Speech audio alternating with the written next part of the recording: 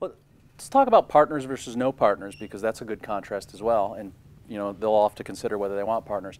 In my businesses, I had partners, and I liked it. It worked out because it allowed me to do other things sometimes. It allowed me to travel, allowed me to teach, because you could say you're in charge. You're in charge now of Viagogo. Do you have a team in place that allows you to be here talking to us without the place imploding? It's all me. It's all me. That's what I tell my people every day.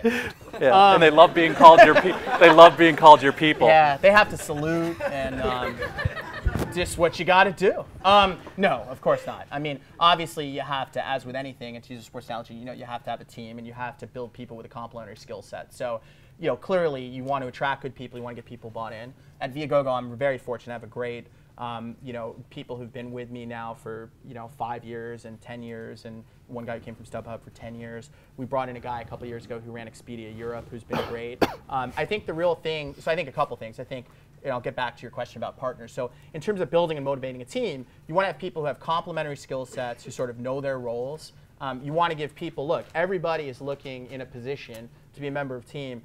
Generally speaking, in a job or a career or a position, they want two things. They want to enjoy what they do every day, and they want it to be lucrative. Okay? Most people are lucky if they get 1 out of 2. A lot of people are 0 for 2.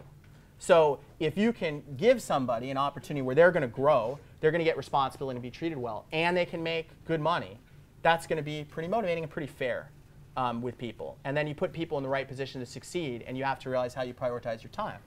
In terms of partnerships, I think it's great. Look, I don't think having a partner, not having a partner is a good or bad thing.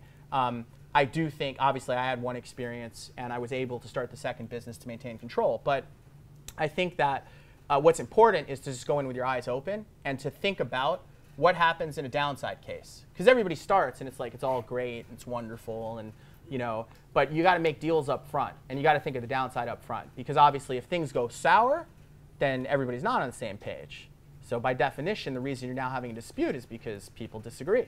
So you really got to be careful going in. And I see a lot of, a lot of this also, I'd say, where in seeing business plans and students at business schools and other places where it's like, well, there's 7 founders. That at some point that's really unwieldy.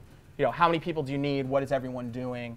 But I think if you're clear on role, you're clear on how it's going to work, you're very clear on what can and can't happen, then I think there's no problem with it. I think people get into trouble where it's more loosey-goosey and it's like, Joe's my friend, Sue's my friend, it's all going to be great. I have a handshake and a prayer.